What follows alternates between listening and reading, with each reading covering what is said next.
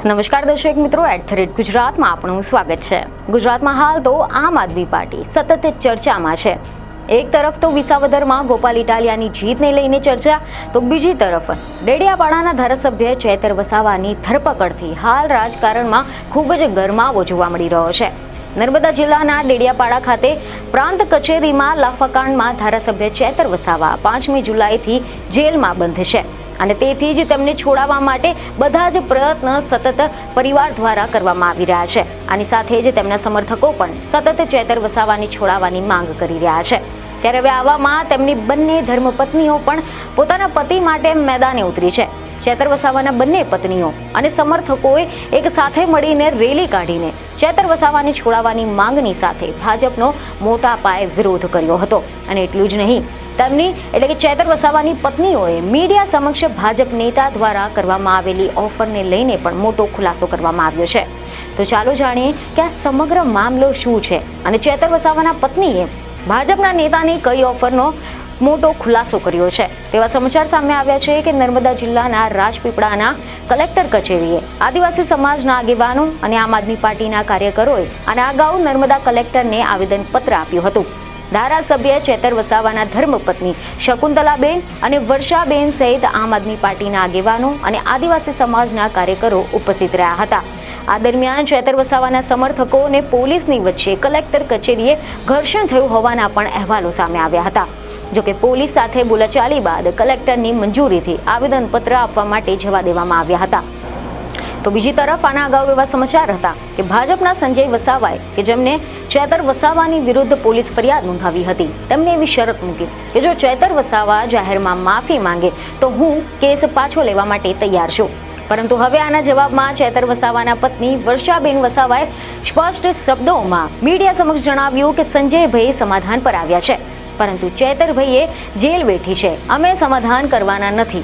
ચેતર વસાવા કોઈ જ માફી નહીં માંગે, એ લોકો પાસે કોઈ પુરાવા જ નથી। સીસીટીવી ફૂટેજ જાહેર કરે, ચેતર સાચા છે તેઓ માફી નહીં માંગે। એટલે કે વર્ષાબેનના નિવેદનો દર્શાવે છે કે આમ આદમી પાર્ટી આ મામલે કોઈ જ સમાધાન કરવા તૈયાર નથી અને ચેતર વસાવાને નિર્દોષ સાબિત કરવા માટે અડગ છે। જોકે મીડિયા સાથે વાત કરતા વર્ષાબેન વસાવાએ વધુમાં એમ પણ જણાવ્યું હતું કે અમારી રેલી પર 144 લગાવવામાં આવી। જ્યારે ભાજપની રેલીઓ નીકળે છે ત્યારે કોઈના પર ગુના દાખલ નથી થતા।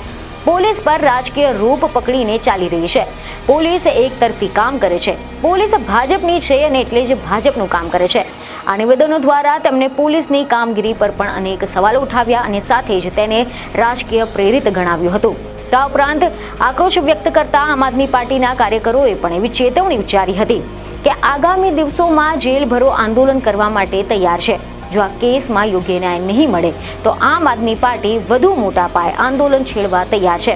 આ ઘટનાક્રમ આગામી દિવસોમાં ગુજરાતના રાજકારણમાં વધુ ગરમાવો લાવી શકે છે। ચેતર વસાવા હંમેશા લોકો માટે અવાજ ઉઠાવશે અને પ્રજાલક્ષી કામ કરતા રહેશે।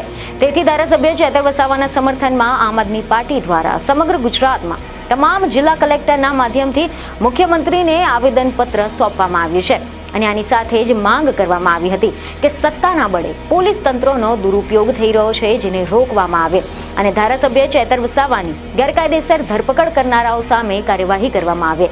હવે આપણે વાત કરીએ કે આ સમગ્ર વિવાદની શરૂઆત ક્યાંથી થઈ। તેવા રિપોર્ટ મળી રહ્યા છે કે 5 જુલાઈના રોજ ચેતર વસાવાએ તાલુકા પંચાયતના પ્રમુખ સંજય વસાવાને લાફો માર્યો હોવાની પોલીસ ફરિયાદ નોંધાઈ હતી।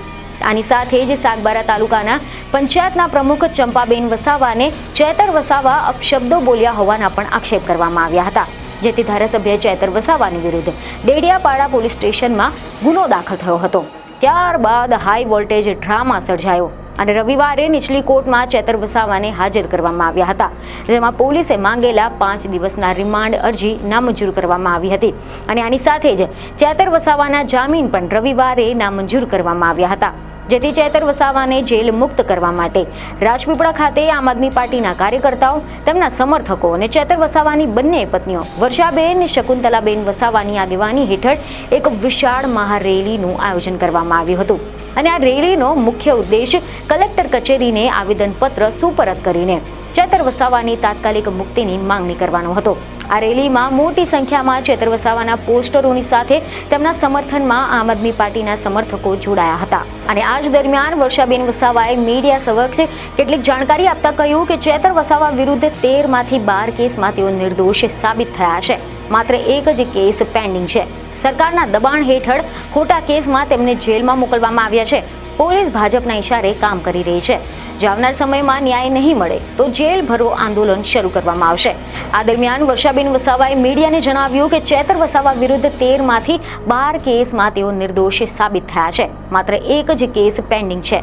સરકારના દબાણ હેઠળ ખોટા કેસમાં તેમને જેલમાં મોકલવામાં આવ્યા છે. પોલીસ ભાજપના ઇશારે કામ કરી રહી છે. જો આવનાર સમયમાં ન્યાય નહીં મળે તો જેલ ભરો આંદોલન શરૂ કરવામાં આવશે. અમારી એક જ માંગ છે કે પોલીસના દુરુપયોગ પર પગલાં લેવામાં આવે અને ધારાસભ્યની પ્રતિષ્ઠા બચાવવા માટે યોગ્ય તપાસ કરવામાં આવે. જો કે આ પહેલી વખત નથી બન્યું કે આ પ્રકારે ધારાસભ્ય ચેતર વસાવાની ધરપકડને લઈને તેમના સમર્થકો અને પત્ની દ્વારા વિરોધ માટે રસ્તા પર ઉતરવું પડ્યું હોય. આના અગાઉ પણ એવા અહેવાલ મળ્યા હતા કે જ્યારે ગુજરાતમાં લોકસભાની ચૂંટણી યોજાવાની હતી એની પહેલા જ આમ આદમી પાર્ટીના ધારાસભ્ય ચેતર વસાવાની વિરુદ્ધ વન કર્મચારીઓને મારવાના મુદ્દે પોલીસ ફરિયાદ નોંધાઈ હતી. અને તે સમયે તેઓ આ જ રીતે જેલના સળિયાની પાછળ હતા. અને એ સમયે આ કેસમાં તેમના પત્ની શકુંતલાબેન વસાવા પણ જેલવાસમાં હતા. ત્યારે પણ તેમને જનસમર્થન મળી રહ્યું હતું અને ત્યારે પણ તેમના પત્ની વર્ષાબેન વસાવા પોતાના પતિને જેલ મુક્ત કરાવવા માટે તેમજ ભાજપની સામે વિરોધ નોંધાવવા માટે મેદાને ઉતર્યા હતા. તો આ અંગે તમારો શું અભિપ્રાય છે તે અમને કોમેન્ટમાં જરૂરથી જણાવજો. બીજને ખબરો સાથે ફરી મળીશું. ધન્યવાદ.